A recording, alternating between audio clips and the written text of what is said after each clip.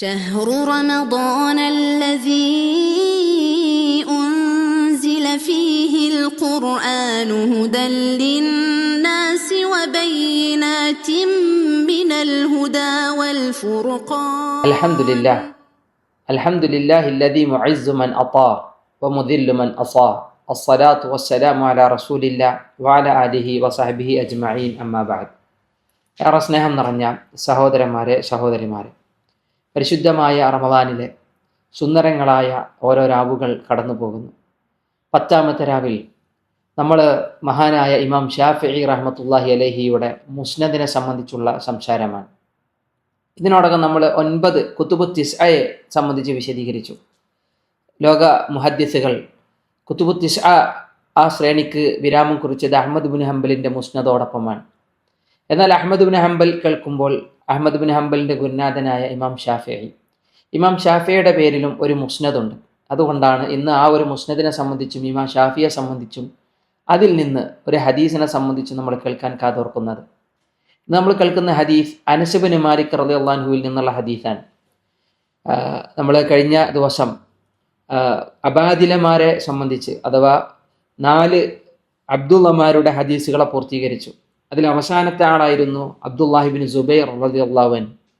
ഇന്ന് നമ്മൾ ആരംഭിച്ചത് അനസ് ബിൻ മാലിക് റളിയല്ലാഹു അൻഹുവിൻ്റെ ഹദീസാണ്. കാരണം അൽ മുക്സിറൂൻ നബി സല്ലല്ലാഹു അലൈഹി വസല്ലമയിൽ നിന്ന് ധാരാളം ഹദീസുകൾ റിവായത്ത് ചെയ്ത ആളുകളിൽ ഒന്ന് അബൂ ഹുറൈറ, 2ാമത്തെ സ്ഥാനം പലപ്പോഴും അനസ് ബിൻ മാലിക്കിൻ്റെ നാമമായിട്ടാണ് നമ്മൾ കേൾക്കാറുള്ളത്.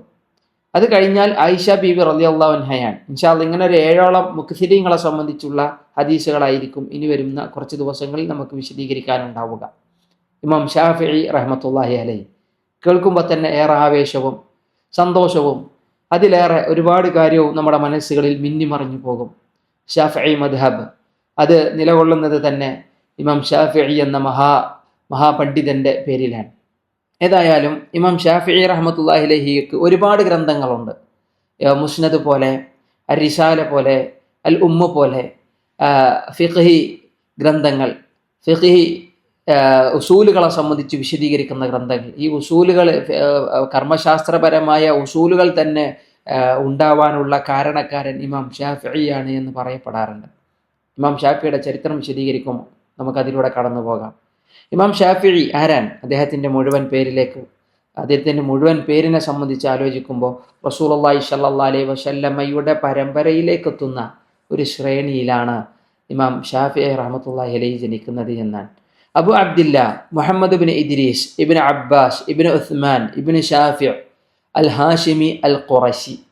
ഇയാൾ ഖുറശി കാണുമ്പോൾ പലപ്പോഴും ചോദിക്കുന്നത് നബി കുടുംബമാണ്. നബി സല്ലല്ലാഹു അലൈഹി വസല്ലമയുടെ കുടുംബത്തിലേക്ക് എത്തും. അഥവാ ഈ കുടുംബ പരമ്പര ഇങ്ങനെ വിശദീകരിച്ച് പോകുമ്പോൾ മുത്തലിബ് ഇബ്നു അബ്ദ് മനാഫിൽ വെച്ച് നബി സല്ലല്ലാഹു അലൈഹി വസല്ലമയുടെ വംശാവലിയുമായി സന്ധിക്കുന്നുണ്ട് ഇദ്ദേഹത്തിൻ്റെ പരമ്പര. ഏതായാലും ഈ ഖുറശി പാരമ്പര്യം കാരണം ഒരുപാട് ഹദീസുകൾക്ക് വേണ്ടി അധ്വാനം ചെലവിട്ടത് കാരണം നാസിറുസ് സുന്ന എന്ന പേരിൽ ഇമാം ഷാഫിഈ റഹ്മത്തുള്ളാഹി അറിയപ്പെട്ടു എന്നാണ്. നാസിറുസ് സുന്ന, സുന്നത്തിനെ സേവിക്കുന്നവൻ, സുന്നത്തിനെ സഹായിക്കുന്നവൻ എന്ന കീർത്തി ഇമാം ഷാഫിഈക്കുണ്ട് എന്നുള്ളത് സൂചിപ്പിക്കുന്നു. ഏകദേശം ഹിജറ 150 ഇമാം ഷാഫിഈ റഹ്മത്തുള്ളാഹി അലൈഹി ജനിക്കുന്നത്. അതെവിടെയാണ്? നമുക്കൊക്കെ സുപരിചിതമായ ഫലസ്തീനിലെ ഗാസയിലാണ്. അൽ ഗസ്സ എന്ന് പറയുന്ന അൽ ഗസ്സയിലാണ്. മലയാളത്തിൽ നമ്മൾ ഗാസ എന്ന് പറഞ്ഞ് ശീലിച്ചതുകൊണ്ടാണ് ഞാൻ ആ പേര് പറഞ്ഞത്. ഫലസ്തീനിലെ ഗസ്സയിലാണ് ഇമാം ഷാഫിഈ റഹ്മത്തുള്ളാഹി അലൈഹി ജനിച്ചത്. ആ ജനിക്കുന്ന അതേ വർഷമാണ് ഇമാം അബൂ ഹനീഫ അൽ കൂഫി റഹ്മത്തുള്ളാഹി അലൈഹി മരണപ്പെടുന്നതും അതേ വർഷം. അതുകൊണ്ട് തന്നെ ചില പണ്ഡിതന്മാർ ഒരു വലിയ മഹാപണ്ഡിതൻ മരണപ്പെട്ടപ്പോൾ ഒരു വലിയ പണ്ഡിതൻ്റെ ഉദയമാണ് ഇമാം ഷാഫിയുടെ ജനനമായി പിന്നീട് പിൽക്കാലത്ത് പണ്ഡിതന്മാർ പറഞ്ഞു വെച്ചത്. വളരെ ദാരിദ്ര്യം പിടിച്ച ദരിദ്രമായ ഒരു കുടുംബ പശ്ചാത്തലത്തിൽ, ഒരു സാഹചര്യത്തിലാണ് ഇമാം ഷാഫിഈ റഹ്മത്തുള്ളാഹി അലൈഹി വളർന്നത്. ചെറുപ്പത്തിലെ ഉപ്പ മരണപ്പെട്ടപ്പോൾ ഉമ്മയുടെ തണലിലാണ് പിന്നീട് അദ്ദേഹം വളർന്നു പോരുന്നത്. ഉമ്മ നേരത്തെ അഹ്മദ് ബിൻ ഹംബലിനെ സംബന്ധിച്ച് പറഞ്ഞപ്പോൾ ഉമ്മയുടെ തണലിലാണ് അഹ്മദ് ബിൻ ഹംബലും വളർന്നു വന്നത്. നിങ്ങൾ നോക്കി, ലോകത്ത് ഈ ഒരു മഹാപണ്ഡിതന്മാരെ സൃഷ്ടിക്കുന്നതിൽ, വാർത്തെടുക്കുന്നതിൽ ഒരു സ്ത്രീയുടെ കയ്യൊപ്പും ഒരു സ്ത്രീയുടെ സ്വാധീനവും അവരുടെ ഉമ്മയുടെ ഒക്കെ പ്രയത്നവും പറയുമ്പോഴാണ് ഒരു തൊട്ടിലിൽ മുതൽ തുടങ്ങേണ്ട ഒരു നവോത്ഥാനത്തെ സംബന്ധിച്ച് ഞാൻ നിങ്ങളും ആലോചിക്കേണ്ടത്. ലോകത്ത് ഇവർ നൽകിയ വലിയ സംഭാവനകളാണ്, ആ ഉമ്മമാരുടെ വലിയ സംഭാവനകളാണ് നമ്മൾ വായിച്ചു തീർക്കുന്ന ഹദീസ് ശേഖരങ്ങളുടെയൊക്കെ വലിയ കർത്താക്കളായി, അതല്ലെങ്കിൽ അതിൻ്റെ വലിയ രചയിതാക്കളായി മാറിയ മഹാപണ്ഡിത കേസരികൾ. അള്ളാഹു അവർക്കെല്ലാം അവരുടെ ബർസഖ് ജീവിതത്തിലെല്ലാം എല്ലാ നന്മകളും നൽകി അനുഗ്രഹിക്കുമാറാവട്ടെ. ഇമാം ഷാഫിയുടെ 2ാമത്തെ വയസ്സ് മുതൽ അദ്ദേഹത്തിൻ്റെ ഉമ്മ മക്കയിലേക്ക് യാത്ര പോകുന്ന ചരിത്രം നമുക്ക് കാണാനാകും. മക്കയിലേക്ക് പോയി അവിടെ വെച്ചാണ് അദ്ദേഹത്തിൻ്റെ പഠനം ആരംഭിക്കുന്നത്. 7ാമത്തെ വയസ്സിൽ വിശുദ്ധ ഖുർആൻ പൂർണ്ണമായി മനഃപ്പാഠമാക്കി ഇമാം ഷാഫിഈയുടെ ബുദ്ധിശക്തിയെ സംബന്ധിച്ച്, മനഃപ്പാഠ കഴിവിനെ സംബന്ധിച്ച് ഇതൊക്കെ നമ്മളെ ഓർമ്മിപ്പിക്കുന്ന, ബോധ്യപ്പെടുത്തുന്ന ഒരു കാര്യമാണ്. 10ാമത്തെ വയസ്സിൽ ഇമാം മാലിക്കിൻ്റെ മുവത്ത അദ്ദേഹം മനഃപ്പാഠമാക്കി. എന്താണ് മുവത്ത എന്നും മുവത്തയിൽ അടങ്ങിയിരിക്കുന്നത് എന്താണെന്നും അതിനെ രചിക്കാനുണ്ടായ കാരണം എന്താണെന്നും ആരാണ് ഇമാം മാലിക് എന്നും നമ്മൾ കഴിഞ്ഞ ഒരു ഇരിപ്പിൽ സംസാരിച്ച് തീർച്ചതാണ്. ആ ഇമാം മാലിക്കിൻ്റെ മുവത്തയാണ് 10ാമത്തെ വയസ്സിൽ ഇമാം ഷാഫിഈ റഹ്മത്തുള്ളാഹി അലൈഹി വളരെ ചുരുങ്ങിയ ദിനരാത്രങ്ങൾ കൊണ്ട് മനഃപ്പാഠമാക്കിയത് എന്ന് അദ്ദേഹത്തെ സംബന്ധിച്ചുള്ള കുറിപ്പുകളിൽ നമുക്ക് കാണാൻ കഴിയുന്നത്. ഇമാം ദഹബിയൊക്കെ അദ്ദേഹത്തിൻ്റെ സിയറിൽ ഈ സംഭവങ്ങളെ രേഖപ്പെടുത്തി വെച്ചിട്ടുണ്ട്. ഇനി വിജ്ഞാനത്തിനായി, അറിവ് നേടാനായി ഇമാം ഷാഫി റഹ്മത്തുള്ളാഹി അലൈഹി മക്കയിൽ മാത്രമല്ല, മക്ക കഴിഞ്ഞ് പിന്നെ മദീന, യമൻ, ഇറാഖ്, ഈജിപ്റ്റ് തുടങ്ങിയ ഒരുപാട് രാജ്യങ്ങളിലേക്ക് അദ്ദേഹം യാത്ര പോയിട്ടുണ്ട്. മദീനയിൽ വെച്ച് ഇമാം മാലിക്കിൻ്റെ കീഴിൽ തന്നെയായിരുന്നു കുറേ കാലം. ഇമാം മാലിക്കിൻ്റെ അരികിൽ നിന്ന് അദ്ദേഹം ധാരാളം ഹദീസുകൾ കേട്ടു, ധാരാളം ഹദീസുകൾ മനഃപ്പാഠമാക്കി വെച്ചു. പിന്നീട് ഇറാഖിൽ വെച്ചും ഇമാം മുഹമ്മദ് ബിൻ ഹസൻ ഷെയ്ബാനിയുടെ കീഴിലും അദ്ദേഹം പഠനം നടത്തിയിരുന്നതായി അദ്ദേഹത്തെ സംബന്ധിച്ചുള്ള ചരിത്ര രേഖകളിൽ നമുക്ക് കാണാൻ കഴിയുന്നതാണ്. ഏതെല്ലാം നാടുകളിൽ മഹാപണ്ഡിതന്മാരുടെ ശിഷ്യനായി അദ്ദേഹം വളർന്നു. പ്രമുഖ ഗുരുനാഥന്മാരായിരുന്നു. അദ്ദേഹത്തിൻ്റെ ഗുരുനാഥന്മാരുടെ പരമ്പര വായിക്കുകയാണെങ്കിൽ തന്നെ അത്ഭുതം തോന്നും. മഹാപണ്ഡിതന്മാർ അതിലെ നിരവധി പണ്ഡിതന്മാരിൽ നിന്ന് അദ്ദേഹം അറിവ് നുകർന്നു എന്നുള്ളതുകൊണ്ട് തന്നെ അതിൽ പ്രധാനികളാണ് മുസ്ലിം ഇബ്നു ഖാലിദ് അസ്സിഞ്ചി. മക്കയിലെ മുഫ്തിയായിരുന്നു അദ്ദേഹം. അന്നത്തെ കാലഘട്ടത്തിൽ മക്കയിലെ മുഫ്തി എന്ന് മാത്രമല്ല, ഇമാം ഷാഫിക്ക് ഫത്വ നൽകാനുള്ള അനുവാദം നൽകി. അന്ന് ഇമാം ഷാഫിയുടെ പ്രായം 15 വയസ്സായിരുന്നു. അദ്ദേഹത്തിൻ്റെ വിവരത്തിൻ്റെ അടിസ്ഥാനത്തിൽ പാണ്ഡിത്യം അത്രമാത്രം ഉത്കൃഷ്ടമാണ് എന്ന് തിരിച്ചറിഞ്ഞതിനാലാണ് ആ ഗുരുനാഥൻ ഫത്വ നൽകാനുള്ള അനുവാദം പോലും ഇമാം ഷാഫി റഹ്മത്തുള്ളാഹിലേക്ക് നൽകിയത്. അദ്ദേഹം മാത്രമല്ല, ഇമാം മാലിക് ബിൻ അനസ് അദ്ദേഹത്തിൻ്റെ ഗുരുനാഥന്മാരിൽ ഒരാളാന്ന് പറഞ്ഞു. ഇമാം ദാറുൽ ഹിജ്റ, നബി സല്ലല്ലാഹു അലൈഹി വസല്ലമയുടെ മദീനയിലെ മഹാവിഖ്യാത പണ്ഡിതൻ. സുഫിയാൻ ഇബ്നു ഉയൈന, വഖീഅ് ഇബ്നു ജറാഹും ഇമാം ഷാഫിയും തമ്മിലുള്ള അഭിമുഖങ്ങളെ സംബന്ധിച്ചൊക്കെ ഒരുപാട് നമ്മൾ കേട്ട് പോന്നിട്ടുണ്ടാകും. തൻ്റെ ജീവിതത്തിൽ പലപ്പോഴും ഹിഫ്ദിൽ ഒരു കുറവ് വന്നപ്പോൾ, മനഃപ്പാഠമാക്കാനുള്ള കാര്യത്തിൽ കുറച്ചൊരു പ്രയാസം വന്നപ്പോൾ വക്കീഇനോട് പരാതി പറഞ്ഞു. ശക്കൗതു ഇലാ വക്കീഅ സുഅ ഹിഫ്ദി ഫഅർശദനി ഇലാ തർക്കിൽ മആസി ഫഅഖ്ബറനി ബിഅന്നൽ ഇൽമ നൂറൻ വനൂറുല്ലാഹി ലാ യഹ്ദി ലിആസി. ഇമാം ഷാഫിയുടെ ഏറെ ലോകത്ത് പ്രശസ്തമായ 4 വരികളാണ്, 2 ബൈത്തുകളാണ്. ഇമാം ഷാഫിഈ ഫിഖ്ഹിൽ മാത്രമല്ല, ഭാഷാപരമായി കവിതാപരമായി വലിയ കവിതകൾ എഴുതുന്ന ഇമാം ഷാഫിയുടെ ദീവാന് തന്നെ ലോക പ്രശസ്തമാണ്. ഒരിക്കൽ ഇമാം ഷാഫി പറഞ്ഞത്, ഞാനെങ്ങാനും ലബീദിൻ്റെ കാലത്തായിരുന്നുവെങ്കിൽ, ഞാൻ കവിത പറയാനായിട്ട് തുനിഞ്ഞിറങ്ങുമായിരുന്നെങ്കിൽ ഞാൻ ലബീദിനെ കവച്ചു വെക്കുമായിരുന്നു എന്നാണ്. ആരാണ് ലബീദ് ബിൻ റബീഹ. ജാഹിലിയ കാലഘട്ടത്തിലെ മഹാകവികളിൽ മുഅല്ലഖകളുടെ ആളുകളിൽപ്പെട്ട ആളാണ് ലബീദൊക്കെ.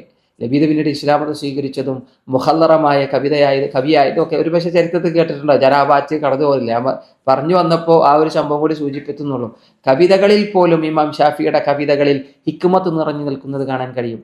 അദ്ദേഹത്തിൻ്റെ ഹദീസ് പാണ്ഡിത്യം, അദ്ദേഹത്തിൻ്റെ കർമ്മശാസ്ത്രപരമായ വിജ്ഞാനം, അതിലൊക്കെ ഇമാമാണ് ഇമാം ഷാഫി എന്നാണ് ഈ പറഞ്ഞതിൻ്റെ പൊരുൾ. അദ്ദേഹത്തിന് ഒരുപാട് വിദ്യാർത്ഥികളുണ്ടായിരുന്നു. ഈ വിദ്യാർത്ഥികളാണ് പിൽക്കാലത്ത് ഒരു ഷാഫിഈ മദ്ഹബിനെ ഫോം ചെയ്യുന്നത്. ഇമാം ഷാഫി ഒരിക്കലും ഞാനൊരു മദ്ഹബിന് വേണ്ടി ഇറങ്ങി തിരിക്കട്ടെ, ഒരു മദ്ഹബ് ഉണ്ടാക്കട്ടെ എന്ന് പറഞ്ഞിറങ്ങിയ ആളല്ല. പിന്നീട് പിൽക്കാലത്ത് ഇദ്ദേഹത്തിൻ്റെ ഗവേഷണങ്ങളും ഇസ്തിംബാത്തുകളും ഒക്കെ ലോകത്തിന് ഒരു വലിയ മുതൽക്കൂട്ടാകുന്ന രൂപത്തിൽ എന്ത് ചെയ്തു, അദ്ദേഹത്തിൻ്റെ മതപഠന വിദ്യാർത്ഥികൾ ഒരു ഷാഫിഈ മദ്ഹബിന് ആവിഷ്കാരം നൽകി എന്നുള്ളതാണ്. അതിൽ പ്രധാനികളാണ് ഇമാം അഹ്മദ് ബിൻ ഹംബൽ. ഇമാം അഹ്മദ് ബിൻ അദ്ദേഹത്തിൻ്റെ ശിഷ്യന്മാരിൽ പ്രധാനിയാണ്. നമ്മൾ ഇമാം അഹ്മദ് ബിൻ ഹംബലും ഇമാം ഷാഫിയും തമ്മിലുള്ള ബന്ധം അഹ്മദ് ബിൻ ഹംബലിനെ സംബന്ധിച്ച് പറഞ്ഞു. ഇൻഷാ അല്ലാഹ് ഇവിടെ അഹ്മദ് ബിൻ ഹംബലും കുറിച്ച് വെച്ച ചില വരികൾ നമുക്ക് സ്മരിക്കണം. ഇദ്ദേഹത്തിന്റെ ഷാഫി മദ്ഹബിനെ ഫോം ചെയ്യുന്നതിൽ മുൻപന്തിയിൽ നിന്നിരുന്ന ആളാണ് ഇമാം അൽ മുസനി റഹ്മത്തുള്ളാഹി അലൈഹി. ഇമാം അൽ മുസനി ഈ മദ്ഹബിനെ പ്രചരിപ്പിക്കുന്നതിൽ പ്രധാനിയായിരുന്നു. പിന്നെ ഇമാം റബീഅ ഇബ്നു സുലൈമാൻ അൽ മുറാദി, ഇദ്ദേഹത്തിന്റെ ഗ്രന്ഥങ്ങൾ, ഇമാം ഷാഫിയുടെ ഗ്രന്ഥങ്ങൾ മുഴുവൻ റിപ്പോർട്ട് ചെയ്തത് പലപ്പോഴും ഈ പറയപ്പെട്ട ഇമാം റബീഅ ഇബ്നു സുലൈമാൻ അൽ മുറാദിയാണ്. ഇമാം അബൂ സൗറൊക്കെ ഇമാം ഷാഫിയുടെ ശിഷ്യഗണങ്ങളിൽപ്പെട്ട പണ്ഡിതനാണ്. ഞാൻ പറഞ്ഞു വരുന്നത്, ഇമാം ഷാഫി റഹ്മത്തുള്ളാഹി അലൈഹിയുടെ കൃതികൾ പോലും അല്ലെങ്കിൽ അദ്ദേഹത്തിന്റെ പേരിൽ പിന്നീട് അറിയപ്പെട്ട ഗ്രന്ഥങ്ങൾ പോലും ലോക പ്രചാരത്തിലെത്തിയത് അല്ലെങ്കിൽ ലോകത്ത് അത് അറിയപ്പെട്ടത് അദ്ദേഹത്തിന്റെ ശിഷ്യഗണങ്ങളുടെ പ്രയത്നം കൊണ്ടാണ് എന്ന് നമുക്ക് മനസ്സിലാക്കാൻ കഴിയും. ഇസ്ലാമിൽ വലിയ സ്ഥാനമാണ് ഇമാം ഷാഫി റഹ്മത്തുള്ളാഹി അലൈഹിക്കുള്ളത്. അദ്ദേഹത്തിന്റെ അറിവിന്റെ ആഴം കൊണ്ടും ഭാഷാശുദ്ധി കൊണ്ടും നല്ല സ്ഫുടമായി അറബി ഭാഷ സംസാരിക്കുന്ന ആളാണ്. നമ്മൾ പറഞ്ഞില്ലേ, പക്ക ഫലസ്തീനിയാണെങ്കിലും മക്കയിലും മദീനയിലും ചെലവഴിച്ചത് കൊണ്ട് തന്നെ നല്ല സ്ഫുടമായി അറബി ഭാഷ സംസാരിക്കുമായിരുന്നു. അദ്ദേഹത്തെ സംബന്ധിച്ച് ഇമാം അഹ്മദ് റഹ്മത്തുള്ളാഹി അലൈഹി ഒരിക്കൽ പറഞ്ഞത്, ഭൂമിയുടെ ആഴങ്ങളിലുള്ള വിജ്ഞാനത്തിന്റെ ഖജനാവുകൾ അള്ളാഹു ഇദ്ദേഹത്തിന് തുറന്നു കൊടുത്തിരിക്കുന്നുവെന്നാണ്. ഭൂമിയുടെ ആഴങ്ങളിലുള്ള വിജ്ഞാനത്തിന്റെ ഖജനാവ് എന്ന് പറഞ്ഞാൽ അല്ലെ, മലക്കൂത്ത് കുല്ലിശേ എന്ന് പറഞ്ഞിട്ട് ഇബ്രാഹിം നബി അലൈഹി സ്വലാത്തു വസ്സലാമിനെ സംബന്ധിച്ച് പറയും, അള്ളാഹ് കാണിച്ചു കൊടുത്തു എന്ന് പറയും. അതേപോലെ വിജ്ഞാനത്തിന്റെ അഗാധമായ ഗർത്തങ്ങളിലുള്ള വിജ്ഞാനങ്ങളെ ആര് കാണിച്ചു കൊടുത്തു? ഇമാം ഷാഫിക്ക് അള്ളാഹ് കാണിച്ചു. കാരണം അദ്ദേഹത്തിന്റെ അറിവിന്റെ ആ ഒരു മഹിമ അല്ലെങ്കിൽ അതിന്റെ ഒരു പെരുമ അറിവുള്ള ഇമാം അഹ്മദ് ബിൻ ഹംബൽ പറയാൻ. കാരണം അവർക്കറിയാം എന്താണ് അറിവെന്ന്. അതുകൊണ്ടാണ് അവർ ഇവരെ സംബന്ധിച്ച് ഇങ്ങനെ പറഞ്ഞു പോയതും. ഫിഖ്ഹിന്റെ നിയമ സംഹിതകൾ രൂപീകരിക്കപ്പെടുമ്പോൾ നമ്മൾ പറഞ്ഞു ഉസൂലുൽ ഫിഖ് എന്ന് പറഞ്ഞ സംഗതി ഉണ്ടല്ല, അതിന് തന്നെ ഒരു കാരണക്കാരൻ ഇമാം ഷാഫി റഹ്മത്തുള്ളാഹി അലൈഹിയാണ്. അതിന്റെ ആ ഒരു ശാഖക്ക് തുടക്കം കുറിച്ചത് ഇദ്ദേഹത്തിന്റെ അർ-റിസാല എന്ന് പറയുന്ന ഗ്രന്ഥം. ഇമാം ഷാഫിയുടെ അർ-റിസാല, ആ റിസാല എന്ന് പറയുന്ന ഗ്രന്ഥം ശരിക്കും ഉസൂലുൽ ഫിഖ്ഹിന്റെ ഒരു ചുവടുവപ്പാണ്, അതിനൊരു ഉത്തമ ഉദാഹരണമാണ്. ഇൻഷാ അല്ലാഹ് അതിനെ സംബന്ധിച്ച് പിന്നീട് എപ്പോഴെങ്കിലും നമുക്ക് പറഞ്ഞു പോകാം. ഇനി അദ്ദേഹത്തിന്റെ മരണത്തെ സംബന്ധിച്ച് പറഞ്ഞ് തൽക്കാലം ഇമാം ഷാഫിയുടെ ചരിത്ര വായനക്കൊരു വിരാമം കുറിക്കാൻ. ഇമാം ഷാഫി റഹ്മത്തുള്ളാഹി അലൈഹി 204 ഹിജറയിൽ അദ്ദേഹം ഒരു റജബ് മാസത്തിൽ ഒരു വെള്ളിയാഴ്ച തൻ്റെ 54-ാമത്തെ വയസ്സിൽ ഈജിപ്തിൽ വെച്ചാണ് മരണപ്പെടുന്നത് എന്നാണ് ഭൂരിഭാഗം പണ്ഡിതന്മാർ റിവായത്ത് ചെയ്തത്. മരണം മിസ്റിലാണ് അഥവാ ഈജിപ്തിലാണ്.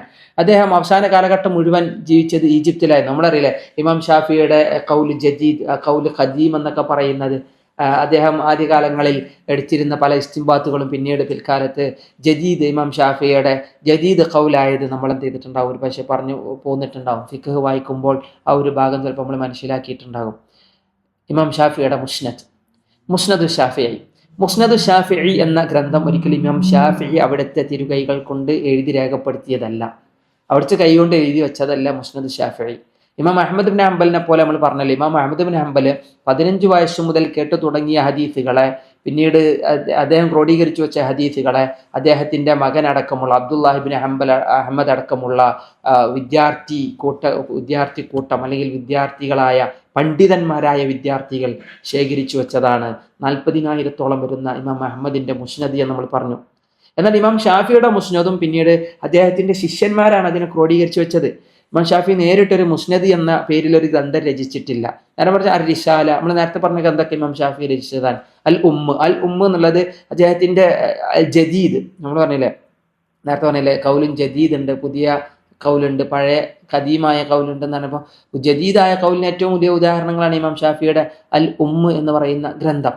അതിലൊരുപാട് സംഭവങ്ങൾ, അൽ ഉമ്മനെ വിശദീകരിക്കുകയാണെങ്കിൽ വളരെ ലോക പ്രശസ്തമായ ആ ഒരു ഗ്രന്ഥത്തിന്റെ വിശാലതയെ പറയണമെങ്കിൽ തന്നെ ഒരുപാട് സമയം നമുക്ക് വേണം. ഇന്ന് നമ്മൾ ഇവിടെ മുസ്നദിനെ സംബന്ധിച്ച് മാത്രമാണ് സംസാരം. അദ്ദേഹത്തിന്റെ പ്രമുഖ ശിഷ്യനായ അബുൽ അബ്ബാസ് അൽ അസം, അദ്ദേഹമാണ് പിന്നീട് തൻ്റെ ഗുരുവായ റബീഅ ഇബ്നു സുലൈമാനിൽ നിന്ന് എന്ത് ചെയ്യുന്നത്, ഇമാം ഷാഫിയിൽ നിന്ന് കേട്ട ഹദീസുകളെ ക്രോഡീകരിച്ച് വെച്ച് ഒരു മുസ്നദ് എന്ന ഗ്രന്ഥത്തെ പിന്നീട് ഇമാം മുസ്നദു ഷാഫിഈ എന്ന പേരിൽ എന്ത് ചെയ്തത്, ലോകത്തിന് സമർപ്പിച്ചത്. ഇദ്ദേഹം ഇങ്ങനെയൊരു ഗ്രന്ഥം ഇവിടെ രചിക്കപ്പെടാനുണ്ടായ സാഹചര്യം, ഇമാം ഷാഫിയുടെ വിഖ്യാത ഗ്രന്ഥങ്ങളായ നമ്മൾ നേരത്തെ പറഞ്ഞാൽ ഉമ്മ്, അർ-റിസാല എന്നിവയിൽ കർമ്മശാസ്ത്ര നിയമങ്ങൾ വിശദീകരിക്കുമ്പോൾ തെളിവായി ഉദ്ധരിച്ച ഹദീസുകളെയാണ് ഇതിൻ്റെ ഒരു ഉള്ളടക്കമായി, മുസ്നദ് ഷാഫിയുടെ ഒരു ഉള്ളടക്കമായി അവരതിനെ എന്ത് ചെയ്തിട്ടുള്ളത്, ശേഖരിച്ചു വെച്ചത്. ഈ ഹദീസുകൾ മാത്രം ഒരു പ്രത്യേകമായി വേർതിരിച്ച് ഒരു ഗ്രന്ഥമാക്കുകയാണ് പിൽക്കാലത്ത് പണ്ഡിതന്മാർ ചെയ്തു പോകുന്ന ഒരു പ്രവർത്തനം. ഇമാം ഷാഫി ഇങ്ങനെ തെളിവ് പിടിച്ച ഇസ്തിംബാത്ത് ചെയ്തെടുത്ത് ഹുക്മ് പറഞ്ഞ തെളിവായി ഉദ്ധരിച്ച ഹദീസുകളെ അതുകൊണ്ട് തന്നെ ഇമാം ഷാഫി മദ്ഹബിലെ പല കാര്യങ്ങൾക്കുള്ള തെളിവായി നമ്മൾ ഓരോ കാര്യം തേടി ഇറങ്ങുമ്പോഴും മുസ്നദ് ഷാഫിയിൽ ആ ഹദീസിനെ കാണാൻ കഴിയും. പിന്നീട് അതിൻ്റെ പരമ്പരകളും അതിൻ്റെ തഖ്രീജും മറ്റു കാര്യങ്ങളൊക്കെ നോക്കി ഇത് ആരൊക്കെ എവിടെയൊക്കെ റിവായത്ത് ചെയ്തു എന്നുള്ളതൊക്കെ നമുക്ക് മനസ്സിലാക്കാൻ സാധിക്കുകയും എളുപ്പമാണ്.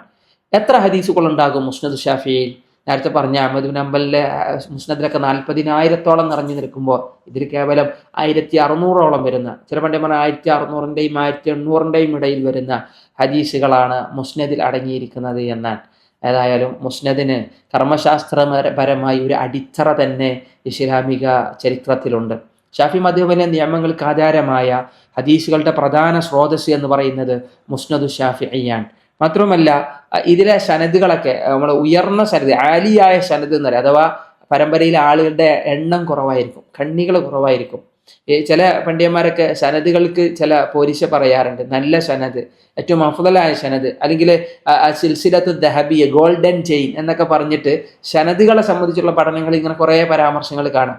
യഥാർത്ഥത്തിൽ ഒരു ഗോൾഡൻ ചെയിൻ എന്നോ അതല്ലെങ്കിൽ ഏറ്റവും നല്ല ചെയിൻ എന്നോ എന്ന് പറയേണ്ട ഒരു സംഭവമില്ല. കാരണം ചില ആളുകൾ അവരുടെ നാടിനനുസരിച്ചുള്ള പരമ്പരകളെ വളരെ മഹത്വപ്പെടുത്തി പറയും. അങ്ങനെ ചില ആളുകളെ കണക്കാക്കിയിട്ട് മഹത്വപ്പെടുത്തി പറയും. എന്നാൽ അതൊക്കെ ഓരോ ആപേക്ഷികമായ രൂപത്തിൽ ഓരോരോ നന്മകളും ഓരോരോ ലതായിഫുകളും ഓരോ ചങ്ങലകൾക്കും ഓരോ ഹദീസിന്റെ സനദുകൾക്കുമുണ്ട് എന്നുള്ളത് ഹദീസ് സനദിനെ സംബന്ധിച്ചുള്ള പഠനങ്ങളിൽ മനസ്സിലാകുന്ന ഒരു കാര്യമാണ്. നമ്മൾ അവിടേക്ക് വല്ലാതെ കയറി പോകുന്നില്ല. ഇമാം ഷാഫിയുടെ സനദിനെ സംബന്ധിച്ച് പലപ്പോഴും ചില പണ്ഡിതന്മാർ അതൊരു ഗോൾഡൻ ചെയിൻ ആണെന്ന് പറയും. കാരണം ഇമാം ഷാഫി അദ്ദേഹത്തിന്റെ ഗുരുനാഥനായ ഇമാം മാലിക്കിൽ നിന്ന് ഉദ്ധരിക്കുന്ന ഹദീസ്, ഇമാം മാലിക്കിന് ആ ഹദീസ് കിട്ടല് ഇബ്നു ഉമറിന്റെ മൗലയായ നാഫിഇൽ നിന്നാണ്. അദ്ദേഹത്തിന് ലഭിക്കല് ഇബ്നു ഉമർ റളിയല്ലാഹു അൻഹു നിന്ന്. ഏകദേശം 4-5 ആളും മാത്രം വരുന്ന ഒരു പരമ്പരയിലൂടെ നബി സല്ലല്ലാഹു അലൈഹി വസല്ലമയിലേക്ക് എത്തുന്ന ഹദീസിന് വളരെയേറെ പ്രസക്തിയുണ്ട് എന്നുള്ള നിലക്കാണ് ചില പണ്ഡിതന്മാർ അത് പറഞ്ഞു പോകുന്നത്. അതായത് പോട്ടെ, അതൊക്കെ മുസ്നദ് ഷാഫിയിൽ അങ്ങനത്തെ ചില ഹദീസുകൾ കാണാൻ കഴിയും. ഇതിലെ ഭൂരിഭാഗം ഹദീസുകൾ ഒന്നുകിൽ സ്വഹീഹോ അല്ലെങ്കിൽ ഹസനോ കാറ്റഗറിയിൽ വരുന്നത് എന്നാണ് ചില മുഹദ്ദിസുകളുടെ സംസാരം. വലിയ നക്കാറത്തുള്ള, വലിയ ദുഅഫുള്ള, വലിയ മൗദുആയ ഹദീസുകളൊന്നും പലപ്പോഴും നമുക്ക് മുസ്നദ് ഷാഫിയിൽ കാണാൻ കഴിയില്ല എന്നുള്ളത്. എന്നാൽ ഇമാം സ്വഹീൽ ബുഖാരി രചിച്ചതുപോലെ ഇമാം ബുഖാരിയുടെ സ്വഹീഹ് പോലെ തീർത്തും സ്വഹീഹാണ് എന്നൊരു വാദം ഒരിക്കലും ഇമാം ഷാഫിയുടെ മുസ്നദിന് ആരും എന്ത് ചെയ്തിട്ടില്ല, നൽകിയിട്ടില്ല എന്നുള്ളതും നമ്മൾ മനസ്സിലാക്കി പോരാ. ഇനി ഒരു മുസ്നദുകൾക്കൊരു പ്രത്യേകത ഉണ്ടായിരുന്നു. നമ്മൾ കഴിഞ്ഞ ക്ലാസ്സിൽ പറഞ്ഞു, ഏതെങ്കിലും ഒരു സ്വഹാബിയുടെ പേരിലായിരിക്കും അതിനെങ്ങനെ ക്രോഡീകരിച്ചിട്ടുണ്ടാകും. ഓരോ സ്വഹാബിമാരുടെ ഹദീസുകൾ ആ സ്വഹാബിയുടെ തലവാചകത്തിന് കീഴിൽ ഇങ്ങനെ കൊണ്ടുവരലാണ്. അതാണ് മുസ്നദ്. മുസ്നദ് അബി ഹുറൈറ, മുസ്നദ് അലി ഇബ്നു അബി താലിബ്, മുസ്നദ് അബൂബക്കർ സിദ്ദീഖ് റളിയല്ലാഹു അൻഹു എന്നിങ്ങനെ വരുമ്പോൾ ഈ മുസ്നദ് ഷാഫിഈ ആ ഒരു മുസ്നദ് തരത്തിൽപ്പെട്ടതല്ല. പക്ഷെ നമ്മൾ എന്തിനാണ് ഇത് മുസ്നദ് അഹമ്മദ് കഴിഞ്ഞപ്പോൾ ഇതിനെ വിശദീകരിച്ചു കഴിഞ്ഞാൽ, ഇമാം ഷാഫി ഒരു മദ്ഹബി പണ്ഡിതൻ എന്നുള്ള നിലക്കും ഇമാം അഹമ്മദിന്റെ ഗുരുനാഥൻ എന്നുള്ള നിലക്കുമാണ് നമ്മൾ ഈ മുസ്നദ് ഷാഫിയെ ഈ ഒരു ശ്രേണിയിൽ ഉൾപ്പെടുത്തി നമ്മളിവിടെ പറഞ്ഞത്. എന്നാൽ യഥാർത്ഥത്തിൽ ഇത് മുസ്നദ് എന്ന് പറയുന്ന ഹദീസ് ഗ്രന്ഥങ്ങളുടെ പ്രത്യേകത മുസ്നദ് ഷാഫിഇക്കില്ല. മുസ്നദ് എന്ന് പറയുന്ന ഹദീസ് ഗ്രന്ഥങ്ങളുടെ പ്രത്യേകത നമ്മൾ പറഞ്ഞു, അത് സ്വഹാബികളുടെ പേരിനാൽ അതിൻ്റെ രൂപത്തിലുള്ള ഹദീസുകൾ ക്രോഡീകരിക്കപ്പെട്ടതാണ് എന്നാണ്. അബൂ ഹുറൈറ റിവായത്ത് ചെയ്ത ഹദീസുകൾ മുഴുവൻ ഒരു ഭാഗത്ത് കാണാം, അബ്ദുല്ലാഹി ഇബ്നു അംർ ഇബ്നു ആസ് റിവായത്ത് ചെയ്ത ഹദീസുകൾ മുഴുവൻ ഒരു ഭാഗത്ത് കാണാം. പക്ഷേ മുസ്നദ് ഷാഫിഈ ആ തരത്തിലുള്ള മുസ്നദ് അല്ല, നേരെ മറിച്ച് അതൊരു ഫിഖ്ഹി ഓറിയന്റഡ് ആയിട്ട് നമ്മൾ നേരത്തെ പറഞ്ഞ സുനനിന്റെ ഒരു പ്രത്യേകത അതിനുണ്ട്. കർമ്മശാസ്ത്രപരമായ രീതിയിലാണ് അധ്യായങ്ങളും ഉപാധ്യായങ്ങളെയും അഥവാ കിതാബുകളെയും അബ്വാബുകളെയും ക്രോഡീകരിച്ചിട്ടുള്ളത്. കിതാബ് ത്വഹാറ, ഇങ്ങനെ കിതാബ് സ്വല എന്നൊക്കെ പറഞ്ഞ് ഇങ്ങനെ പോവുക, നമസ്കാരം. അതുപോലെ തന്നെ കിതാബ് നിക്കാഹ്, പിന്നെ തലാഖ് എന്നൊക്കെ പറഞ്ഞ് കിതാബുൽ ബുയൂ എന്നൊക്കെ പറഞ്ഞിട്ടുള്ള രീതിയിലാണ് അതിനെ രേഖപ്പെടുത്തി വെച്ചിട്ടുള്ളത്. ഏതായാലും അതാണ് ഇമാം ഷാഫിഈയുടെ മുസ്നദുമായി ബന്ധപ്പെട്ട് പ്രത്യേകം എടുത്ത് പറയാനുള്ളൊരു കാരണം. ഇമാം ഷാഫിഈ മനപ്പാഠ ശക്തിയിൽ അഗ്രഗണ്യനായിരുന്നു എന്ന് നമ്മൾ പറഞ്ഞല്ലോ. ഒരിക്കലും ഇമാം ഷാഫിയെ സംബന്ധിച്ച് അദ്ദേഹത്തിൻ്റെ ശിഷ്യനായ ഇമാം അഹ്മദ് ബിൻ ഹംബൽ പറഞ്ഞൊരു വാക്ക് സൂചിപ്പിക്കുകയാണ്. അദ്ദേഹം പറയണേ, ഞാൻ കഴിഞ്ഞ 30 വർഷമായി എൻ്റെ പ്രാർത്ഥനയിൽ ഇമാം ഷാഫിക്ക് വേണ്ടി അള്ളാഹുവിനോട് മാപ്പിരക്കാത്തൊരു സന്ദർഭവും കഴിഞ്ഞു പോയിട്ടില്ല. ഒരു ഗുരുനാഥന് വേണ്ടിയുള്ള പ്രാർത്ഥനയാണ്. നമ്മൾ പലപ്പോഴും നമ്മളെ പഠിപ്പിച്ച, നമുക്ക് അറിവ് പകർന്നു തന്ന ഗുരുനാഥന്മാരോട് നമുക്കുണ്ടാവേണ്ട സ്നേഹത്തെ സംബന്ധിച്ച്, അവരെ ഓർക്കേണ്ടതിനെ സംബന്ധിച്ച് ഇമാം അഹ്മദ് ബിൻ ഹംബൽ ഇമാം ഷാഫിക്ക് വേണ്ടി 30 കൊല്ലമായി ഇടതടവില്ലാതെ ഇമാം ഷാഫിക്ക് മഗ്ഫിറത്തിന് വേണ്ടി പ്രാർത്ഥിക്കാറുണ്ടെന്നാണ്. അതൊരു സ്നേഹമാണ്, അതൊരു ബന്ധമാണ്, അല്ലേ? അത് അവർക്ക് നൽകുന്ന ഒരു ആദരവാണ്. അതുകൊണ്ടാണ് ഇവരൊക്കെ ലോക മഹാപണ്ഡിതന്മാരായത്. കാരണം അവരുടെ ജീവിതത്തിൽ അറിവിനുള്ള സ്ഥാനവും അത് നൽകിയിരുന്ന ആളുകൾക്കുള്ള മഹത്വവും അറിവ് എന്ന് പറഞ്ഞാൽ അത് മറ്റെന്തിനേക്കാളും ശ്രേഷ്ഠമാണ്. അത് റസൂലുള്ളാഹി സ്വല്ലല്ലാഹു അലൈഹി വസല്ലമയുടെ അനന്തര മുതലാണ് എന്ന് ഒരു മനസ്സിലാക്കിയത് കൊണ്ടാണ് ഇമാം അഹ്മദ് ബിൻ ഹംബൽ അടച്ചു പറയാൻ. എന്നിട്ട് അദ്ദേഹം പറഞ്ഞു, ലോകത്തിന് സൂര്യൻ എങ്ങനെയാണോ, ശരീരത്തിന് ആരോഗ്യം എങ്ങനെയാണോ, ജനങ്ങൾക്ക് ഇമാം ഷാഫിഈ അപ്രകാരമാണ് എന്നാണ്. അദ്ദേഹത്തിന്റെ വില അറിഞ്ഞ, അദ്ദേഹത്തിന്റെ മഹത്വം അറിഞ്ഞ ഇമാം അഹമ്മദിന്റെ വരികളെ ഒരു പക്ഷേ സ്വർണ്ണലിപികളിൽ ആലേഖനം ചെയ്യപ്പെടേണ്ടതായിരിക്കാം. ഇമാം നബവി റഹ്മത്തുള്ളാഹി അലൈഹി, ഇമാം ഷാഫിയുടെ ഗ്രന്ഥങ്ങൾക്ക് ഒരുപാട് സേവനം ചെയ്ത ആളാണ് ഇമാം നബവി. ഷാഫി മദ്ഹബിലെ തന്നെ ഏറെ പ്രസിദ്ധനായ പണ്ഡിതനാണല്ലോ ഇമാം നബവി, ഷറഫുദ്ദീൻ യഹ്യ ബിൻ നബവി റഹ്മത്തുള്ളാഹി അലൈഹി. അദ്ദേഹം പറയുന്ന വരികൾ തഹദീബ് അസ്മാ വല്ലുഗ, ഇമാം നബവിയുടെ ഗ്രന്ഥാണ് തഹദീബുൽ അസ്മാ വല്ലുഗ എന്ന് പറഞ്ഞ ഗ്രന്ഥം. ആ ഗ്രന്ഥത്തിൽ ഇമാം നബവി പറയാണ്, ഹദീസുകളുടെ അർത്ഥം ഗ്രഹിക്കുന്നതിലും അവയിൽ നിന്ന് വിധിവിലക്കുകൾ അഥവാ ഒരു മതവിധിയെ എടുക്കുമ്പോൾ അതിനെ ഇസ്തിംബാത്ത് ചെയ്യുക, വേർതിരിച്ചെടുക്കാം, ആ കാര്യത്തിലും ഇമാം ഷാഫിയോളം അറിവുള്ള ഒരാളെ എനിക്ക് കാണാൻ കഴിഞ്ഞിട്ടില്ല എന്നാണ്. ഇമാം ഷാഫിന്റെ ഇസ്തിംബാത്ത് എന്ന് പറഞ്ഞ കഴിവ് ഭയങ്കരമാണ്. ഒരിക്കല് അഹ്മദ് ബിൻ ഹംബലിന്റെ വീട്ടിൽ ഭക്ഷണം കഴിക്കാൻ വന്ന ഇമാം ഷാഫിയുടെ ചരിത്രം ഒരു പക്ഷേ ചരിത്രത്തിൽ കേട്ടിട്ടുണ്ടാകും. രാത്രി മുഴുവൻ ഉറങ്ങാതെ അദ്ദേഹം യാ അബ ഉമൈർ മാദാ ഫഅല നുഗൈർ, റസൂലുള്ളാഹി സ്വല്ലല്ലാഹു അലൈഹി വസല്ലമ അനസ് ബിൻ മാലിക് റളിയല്ലാഹു അൻഹുവിന്റെ വീട്ടിലേക്ക് പോകുന്ന സമയത്ത്, തൽഹത്ത് ഇബ്നു ഉബൈദില്ലയുടെ വീട്ടിൽ റസൂലുള്ളാഹി അടുക്കൽ സന്ദർശിക്കാറുള്ള സമയത്ത് അനസിന്റെ സഹോദരനായ അബു ഉമൈറിനെ സംബന്ധിച്ചുള്ള ഒരു വരിയാണ് ഹദീസുകളിൽ കാണാം.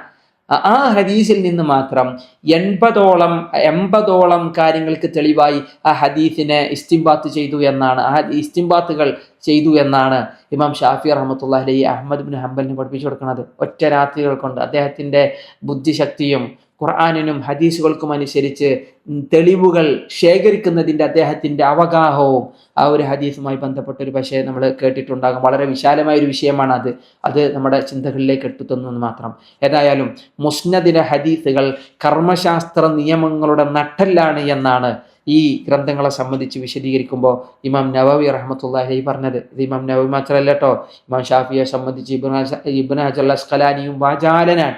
കാരണം ഇബ്നു ഹജർ പറയുമ്പോൾ അതിൻ്റെ ഒരു ഫിഖ്ഹി രീതിയിലുള്ള വിശകലനമല്ല ഇമാം ഷാഫിയെ സംബന്ധിച്ച് പറഞ്ഞത്. ഹദീസിനെയും ഹദീസുകളിലെ സനദുകളെയും സംബന്ധിച്ചുള്ള ഇമാം ഷാഫിയുടെ വൈദഗ്ധ്യത്തെ സംബന്ധിച്ചാണ് ഇമാം ഇബ്നു ഹജർ അസ്ഖലാനിയും റിവായത്ത് ചെയ്യുക. അദ്ദേഹത്തിന്റെ മുസ്നദിലെ ഹദീസുകൾ പണ്ഡിതന്മാരുടെ ഇടയിൽ വലിയ സ്വീകാര്യതയുള്ളതാണ്. കാരണം അതിലെ സനദുകളെ സംബന്ധിച്ചിടത്തോളം ഉന്നത ശ്രേണിയിലുള്ള സനദുകളാണ്. നമ്മളില്ലേ ചുരുങ്ങിയ ആളുകൾ കൊണ്ട് ഒരു ഹദീസിന്റെ സനദിനെ പൂർത്തീകരിക്കപ്പെട്ടു എന്ന് പറയുമ്പോൾ ആലിയായ സനദ് അത് ഇമാം ഷാഫിയുടെ സനദിനെ സംബന്ധിച്ചുള്ള അവഗാഹത്തെ കൂടി ഓർമ്മിപ്പിക്കുന്ന ഒരു കാര്യമാണ് എന്നാണ്. ഇമാം ഷാഫി റഹ്മത്തുള്ളാഹി അലൈഹിയുടെ ഗുരുനാഥനാണ് സുഫിയാൻ ഇബ്നു ഉയൈന. താബിഈകളിൽപ്പെട്ടവരാണല്ലോ ഇവരൊക്കെ. സുഫിയാൻ ഇബ്നു ഉയൈന തൻ്റെ പ്രിയപ്പെട്ട ശിഷ്യനെ പറ്റി അഥവാ ഇമാം ഷാഫിയെ പറ്റി പറഞ്ഞു, തൻ്റെ കാലഘട്ടത്തിലെ ഏറ്റവും മികച്ച പണ്ഡിതൻ മുഹമ്മദ് ബിൻ ഇദ്രീസ് അശ്ശാഫിഈ റഹ്മത്തുള്ളാഹി അലൈഹി ആണെന്ന്. ഇമാം ഷാഫിന്റെ പേര് മുഹമ്മദ് ബിൻ ഇദ്രീസ് അശ്ശാഫിഈ റഹ്മത്തുള്ളാഹി അലൈഹി ആണ് എന്നാണ്. അള്ളാഹു റഹിമഹുല്ല അല്ലെ, അള്ളാഹു റഹ്മത്ത് ചൊരിയുമാറാവട്ടെ. ഇമാം ഷാഫിയുടെ മുസ്നദിൽ നിന്ന് ഒരു ഹദീസിനെ വിശദീകരിക്കുന്നു. ആ ഹദീസ് ഇമാം അനസ് ബിൻ മാലിക് റളിയല്ലാഹു അൻഹുവിന്റെ ഹദീസാണ്. അഖ്ബറനാ മാലികുൻ അൻ അബ്ദുല്ലാഹി ബിൻ ദീനാർ അൻ അനസ് ബിൻ മാലിക് അന്ന റസൂലുള്ളാഹി സ്വല്ലല്ലാഹു അലൈഹി വസല്ലം ഖാൽ തസഹറു ഫഇന്ന ഫിസ്സുഹൂരി ബറക, നിങ്ങൾ അത്താഴം കഴിക്കുക, അത്താഴത്തിൽ ബർക്കത്തുണ്ട് എന്നാണ്. നമ്മൾ റമദാൻ ആയതുകൊണ്ടാണ് ഈ ഒരു ഹദീസിനെ തന്നെ തിരഞ്ഞെടുത്തത്. ഇത് അനസ് ബിൻ മാലിക് റളിയല്ലാഹു അൻഹു റിവായത്ത് ചെയ്ത ഹദീസ്. ഇത് മുസ്നദ് ഷാഫിയിൽ മാത്രമല്ല ഒരുപാട് ഹദീസ് ഗ്രന്ഥങ്ങളിൽ ഈ ഹദീസിനെ നമുക്ക് കാണാൻ കഴിയും. സൻആനിയുടെ അബ്ദുറസാഖ് സൻആനിയുടെ മുസന്നഫിൽ കാണാം, ഇമാം തുർമുദിയൊക്കെ റിവായത്ത് ചെയ്യുന്ന ഹദീസുകളിൽ ഇതിനെ കാണാം. ഏതായാലും ഒരുപാട് ഹദീസ് ഗ്രന്ഥങ്ങളിൽ നിറഞ്ഞു നിൽക്കുന്ന ഹദീസാണ്. പക്ഷേ ഇത് അനസ് ബിൻ മാലിക് ഒരുപാട് ഹദീസ് റിവായത്ത് ചെയ്ത സ്വഹാബി എന്നുള്ള നിലക്കാണ് ഇമാം മുസ്നദിൽ നിന്ന് അനസ് റളിയല്ലാഹു അൻഹുവിന്റെ ഹദീസിനെ നമ്മൾ കൊണ്ടുവന്നതും. ആരാണ് അനസ് ബിൻ മാലിക് റളിയല്ലാഹു അൻഹു? റസൂലുള്ളാഹി സ്വല്ലല്ലാഹു അലൈഹി വസല്ലമയുടെ ഖാദിമു റസൂലില്ലാഹ്, റസൂലുള്ളാഹി സ്വല്ലല്ലാഹു അലൈഹി വസല്ലമയുടെ സേവകൻ എന്നുള്ള നിലക്കാണ് അനസ് ബിൻ മാലിക് റളിയല്ലാഹു അൻഹു അറിയപ്പെട്ടത്. നബി സ്വല്ലല്ലാഹു അലൈഹി വസല്ലമ ഹിജറ വരുന്നതിന്റെ തൊട്ട് മുന്നേയായിട്ട് ഏകദേശം ഒരു 5 വർഷം മുന്നേ, ചില പണ്ഡിതന്മാർ 4 വർഷം മുന്നെയാണ് അനസ് ബിൻ മാലിക് ജനിക്കുന്നത് എന്നാൽ നബി സല്ലല്ലാഹു അലൈഹി വസല്ലമയുടെ അരികിലേക്ക് അനസിന്റെ ഉമ്മ കുട്ടിയെ കൊണ്ടുവരികയും നബി ഹിജറ കഴിഞ്ഞു വന്നപ്പോൾ നബിയുടെ അരികിലേക്ക് കൊണ്ടുവരികയും പിന്നീട് നബിയുടെ അരികിലേക്ക് കുട്ടിയെ സമർപ്പിക്കുകയും നബിക്ക് സേവനം ചെയ്യുന്നതിനായിട്ട് ഞാൻ എൻ്റെ മകനെ പറഞ്ഞയക്കുന്നു എന്ന് പറഞ്ഞാൽ അനസ് ഇബ്നു മാലിക് റളിയല്ലാഹു അൻഹു ഖദംതു റസൂലുള്ളാഹി സ്വല്ലല്ലാഹു അലൈഹി വസല്ലമ 10 സിനീൻ, നബി സല്ലല്ലാഹു അലൈഹി വസല്ലമയെ 10 വർഷക്കാലം ഞാൻ എന്ത് ചെയ്തിട്ടുണ്ട്, സേവിച്ചിട്ടുണ്ട് എന്നാണ്. നബി സല്ലല്ലാഹു അലൈഹി വസല്ലം ഇതുവരെ എന്നോട് എന്ന് പറഞ്ഞിട്ടില്ല, എന്നോടൊരു കാര്യം ചെയ്യാത്തൊരു കാര്യം ചോദിച്ചിട്ട് എന്തേ നീ അത് ചെയ്തില്ല എന്ന് പറഞ്ഞിട്ടില്ല, ഒരു കാര്യം ചെയ്തതിൻ്റെ പേരിൽ നീ എന്തുകൊണ്ട് അത് ചെയ്തു എന്ന് പറഞ്ഞ് എന്നെ ശകാരിച്ചിട്ടില്ല. നബിയുടെ ഏറ്റവും നല്ല തെളിമയാർന്ന സ്വഭാവത്തെ ലോകത്തിന് കേൾപ്പിച്ചത് അനസ് ഇബ്നു മാലിക് റളിയല്ലാഹു അൻഹു ആണ്. റസൂലുള്ളാഹി സ്വല്ലല്ലാഹു അലൈഹി വസല്ലമയുടെ വിയോഗ നിമിഷങ്ങളിൽ പുഞ്ചിരി പോലെ ഒരു മുസ്ഹഫ് തുറന്നു വെക്കപ്പെട്ട ഏട് പോലെ നബി സല്ലല്ലാഹു അലൈഹി വസല്ലമ സഹാബത്ത് സൊഫിൽ നിൽക്കുന്നത് കണ്ട ഹദീസിനെ റിവായത്ത് ചെയ്തത് അനസ് ഇബ്നു മാലിക് റളിയല്ലാഹു അൻഹു ആണ്. നബിയോടൊപ്പം പലപ്പോഴും കൂടെ നിൽക്കുകയും നബിയുടെ ഹദീസുകൾ ധാരാളം റിവായത്ത് ചെയ്യുകയും ചെയ്ത അനസിന് വേണ്ടി റസൂലുള്ളാഹി സ്വല്ലല്ലാഹു അലൈഹി വസല്ലമ പ്രാർത്ഥിച്ചിട്ടുണ്ട്. അല്ലാഹുവേ അനസിന് അദ്ദേഹത്തിന്റെ സമ്പത്തിലും സന്താനങ്ങളിലും നീ ബർക്കത്ത് ചെയ്യണേ എന്നായിരുന്നു. വിശാലമായി നിൽക്കുന്ന തോപ്പുകൾ അനസ് ഇബ്നു മാലിക് റളിയല്ലാഹു അൻഹുവിന്റെ സമ്പാദ്യങ്ങളിൽ എടുത്തു പറയുന്നത് അദ്ദേഹത്തിന്റെ ചരിത്രത്തിൽ നമുക്ക് വായിക്കാനാകും. അതുപോലെ തന്നെ 100-ലേറെ വരുന്ന മക്കളും പേരമക്കളും അടങ്ങുന്ന സന്താന പരമ്പരയെ സംബന്ധിച്ച് അനസ് ഇബ്നു മാലിക്കിന്റെ ചരിത്രത്തിൽ നമുക്ക് കാണാനാകും. 100-ലേറെ വർഷം അനസ് ഇബ്നു മാലിക് റളിയല്ലാഹു അൻഹു 100ഓളം വർഷം ജീവിച്ചതായും അദ്ദേഹത്തിന്റെ ആയുഷ്യ ബർക്കത്തിനെ സംബന്ധിച്ച് നമുക്ക് എടുത്തു വായിക്കാൻ കഴിയുന്ന മഹാപ്രവാചക പ്രവചനങ്ങളാണ്. ഇതിൽ അനസ് ഇബ്നു മാലിക്കിന്റെ ചരിത്രം വളരെ വിശാലമാണ്. വളരെ ചുരുക്കി നമ്മൾ പറഞ്ഞു എന്ന് മാത്രം.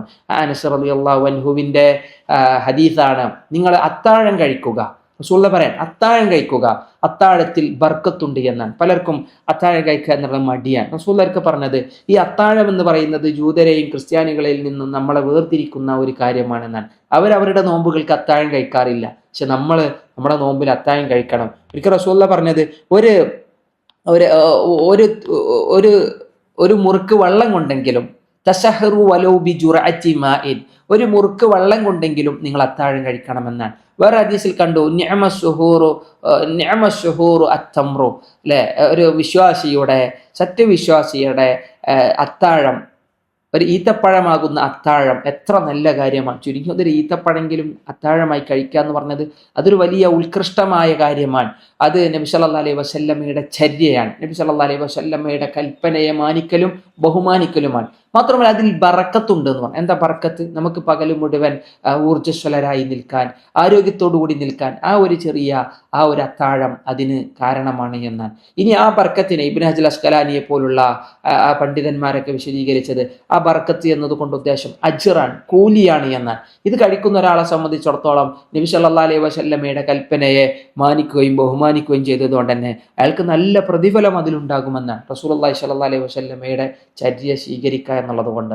മാത്രമല്ല അത്താഴം കഴിക്കണവുമായി ബന്ധപ്പെട്ട് കുറേ ഹദീസുകൾ കാണാം. അനസ് റളിയല്ലാഹു അൻഹു തന്നെ ഒരിക്കൽ റിവായത്ത് ചെയ്യുന്നത് കാണാം. റസൂലുള്ളാഹി സ്വല്ലല്ലാഹു അലൈഹി വസല്ലമയുടെ അരികിൽ വെച്ച് അനസ് റളിയല്ലാഹു അൻഹു നബിയുടെ അത്താഴത്തെ കൃത്യമായി വീക്ഷിച്ചും പഠിച്ചു മനസ്സിലാക്കിയവനാണ്. അനസ് റളിയല്ലാഹു അൻഹുവിനോട് ഒരാൾ ചോദിച്ചു, നബിയുടെ അത്താഴം എങ്ങനെയായിരുന്നുവെന്നാണ്. നബിയുടെ അത്താഴത്തിന്റെ ഇടയിൽ, അഥവാ അനസ് റളിയല്ലാഹു അൻഹു ഒരിക്കൽ വിശദീകരിച്ചത് ഇങ്ങനെയാണ്. സയ്യിദ് ഇബ്നു സാബിത്ത് റളിയല്ലാഹു അൻഹുവിൽ നിന്നാണ് അനസ് റളിയല്ലാഹു അൻഹു ഹദീസിനെ വിശദീകരിച്ചത്. തസഹർന മഅ റസൂലില്ലാഹി സ്വല്ലല്ലാഹു അലൈഹി വസല്ലം, നബി സ്വല്ലല്ലാഹു അലൈഹി വസല്ലമയുടെ കൂടെ ഞങ്ങൾ അത്താഴം കഴിച്ചു, നബിയുടെ കൂടെ അത്താഴം കഴിച്ചു. സുമ്മ ഖാമ ഇലസ്സലാ, റസൂലുള്ളാഹി സ്വല്ലല്ലാഹു അലൈഹി വസല്ലം നമസ്കാരത്തിലേക്ക് എണീറ്റു. ഖുൽതു ലി അനസിൻ, അന്നേരം ഞാൻ അനസ് റളിയല്ലാഹു അൻഹുവിനോട് ചോദിച്ചു. സയ്യിദ് ഇബ്നു സാബിത്ത് റളിയല്ലാഹു അൻഹു പറയാണ്, ഞാൻ അനസിനോട് ചോദിച്ചു, കം കാന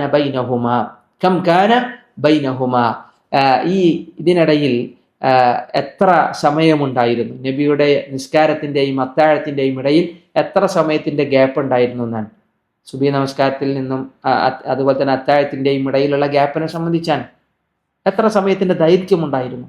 ഖാല 50 ആയ, 50 ആയത്തുകളുടെ ദൈർഘ്യമാണ് അത്താഴത്തിൻ്റെ ഇടയിൽ നബി സല്ലല്ലാഹു അലൈഹി വസല്ലം കൈവരിച്ചിരുന്നത് എന്നാണ്. അഥവാ അത്താഴം പിന്തിപ്പിക്കുന്നതിനെ റസൂലുള്ളാഹി ഇഷ്ടപ്പെട്ടിരുന്നു എന്നും നോമ്പ് തുറക്കുന്നതിനെ റസൂലുള്ളാഹി മുന്തിപ്പിക്കുന്നതിനെ, നോമ്പ് തുറക്കുന്നത് മുന്തിക്കുന്നതിനെ അഥവാ അതിൽ ധൃതി വെക്കുന്നതിനെ റസൂലുള്ളാഹി ഇഷ്ടപ്പെട്ടിരുന്നുവെന്നുമെല്ലാം നബിയുടെ ഹദീസുകളിൽ നിന്ന് മനസ്സിലാക്കുന്ന കാര്യമാണ്. ആ ഒരു ബർക്കത്തിനെ നിലനിർത്തുക, ആ ഒരു സുന്നത്തിനെ നിലനിർത്തുക. ഇനി വിശപ്പില്ലെങ്കിലും, നമുക്ക് ചിലപ്പോൾ വിശപ്പുണ്ടാവില്ല, ദാഹമുണ്ടാവില്ല, എന്നാലും നമുക്കറിയാം എനിക്ക് നോമ്പെടുക്കാൻ കഴിയുമെന്നാണെങ്കിൽ തന്നെ ഒരു തുള്ളി വെള്ളമോ ഒരു ചെറിയ ഈത്തപ്പഴമോ കൊണ്ട് ആ ഒരു പുണ്യത്തെ നേടിയെടുക്കുക. അതൊരു ആത്മീയ അനുഗ്രഹമാണ്. ആ ഒരു ആത്മീയ അനുഗ്രഹമാണ് ബർക്കത്തായി റസൂലുള്ളാഹി സ്വല്ലല്ലാഹു അലൈഹി വസല്ലം വിശദീകരിച്ചത്. അതിലേറെ അതൊരു യൂതരിൽ നിന്നും ക്രിസ്ത്യാനികളിൽ നിന്നും നമ്മളെ വ്യത്യസ്തമാക്കുന്ന നമ്മുടെ നോമ്പിൻ്റെ ഒരു പ്രത്യേക വ്യത്യസ്തതയാണ് എന്നുള്ളത് കൂടി നമ്മൾ തിരിച്ചറിയുക. അല്ലാഹു സുബ്ഹാനഹു വ തആല നമ്മുടെ നോമ്പുകൾ സ്വീകാര്യമായ നോമ്പാക്കി മാറ്റുമാറാവട്ടെ. സത്യവിശ്വാസിയുടെ ഏറ്റവും വലിയ അത്താഴത്തിൽ ഉത്തമമായത് ഈത്തപ്പഴമാണ് എന്ന് പറയുമ്പോൾ ചുരുങ്ങിയ ആ ഒരു നബിചര്യയെങ്കിലും മുറുകെ പിടിക്കുന്ന ഏറ്റവും നല്ല വിശ്വാസികളിൽ, പ്രവാചക സ്നേഹികളിൽ അള്ളാഹു നമ്മൾ ഉൾപ്പെടുത്തി അനുഗ്രഹിക്കുമാറാവട്ടെ. ഇനി ഇൻഷാ അള്ളാഹ് ഇമാം ത്വയാലിസിയുടെ മുസ്നദിനെ സംബന്ധിച്ച് നമുക്ക് കേൾക്കാം. ഇമാം ത്വയാലിസിയാണ് ശരിക്കും മുസ്നദ് എന്ന ശ്രേണിക്ക് തന്നെ ഒരു വലിയ അത്തരത്തിലുള്ള ഒരു ഗ്രന്ഥരചനയ്ക്ക് തുടക്കം കുറിച്ച ആള്. അതുകൊണ്ട് എന്താണ് മുസ്നദിനെ എന്നതിനെ കുറച്ചുകൂടി വിശദീകരിക്കാൻ ആ ഒരു ഭാഗം നന്നായിരിക്കും. അള്ളാഹു നമ്മളിൽ നിന്ന് സ്വീകരിക്കുമാറാവട്ടെ. ശുക്രൻ, ജസാക്കുമുല്ലാഹു ഖൈറ. വസല്ലല്ലാഹു അലാ നബീന മുഹമ്മദ് വഅലാ ആലിഹി വസഹബിഹി വസല്ലം. വസ്സലാമു അലൈക്കും വറഹ്മത്തുള്ളാഹി വബറകാതുഹു.